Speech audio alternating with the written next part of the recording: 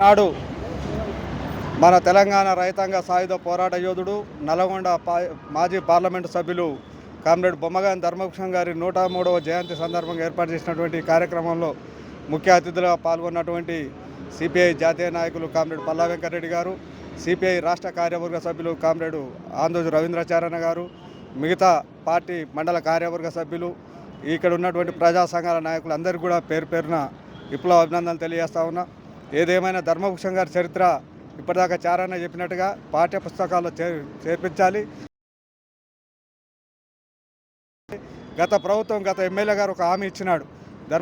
ధర్మభూషణ్ గారి విగ్రహ మనం అలా పెట్టిన రోజు ఆ బహిరంగ సభలో పాల్గొని ధర్మభూషణ్ గారి పేరు మీద ఆడిటోరియం ఈ ప్రాంతంలో నిర్వహిస్తాం, భూమి కేటాయిస్తామని చెప్పేసి నేటి వరకు కూడా చేసిన దాఖలాలు లేవు.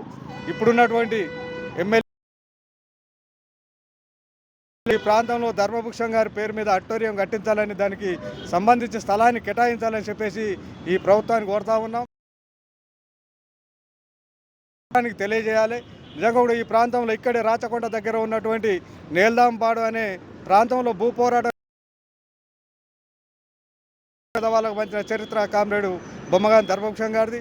అదే కాకుండా బడుగు బలహీన వర్గాల పక్షాన పోరాటం చేసి ఎన్నో సమస్యల పరిష్కార దిశగా ప్రయాణించిన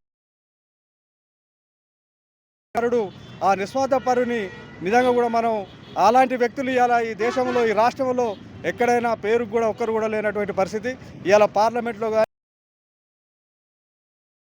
కలిగినటువంటి వాళ్ళే ఇవాళ పార్లమెంట్లో ఉన్నటువంటి చరిత్ర, ఇవాళ శాసనసభలో కూడా అదే పరిస్థితి. ఏదేమైనా నిస్వార్థ పరులు కమ్యూనిస్టు సమస్యలు పరిష్కారం అవుతాయని చెప్పడానికి ధర్మభూషణ్ గారు ఒక ఉదాహరణ. ధర్మభూషణ్ లాంటి వ్యక్తి నిజంగా మనకు ఈ ప్రాంతంలో తెలంగాణ రైతాంగ సాయుధ పోరాటం పేద పక్షాన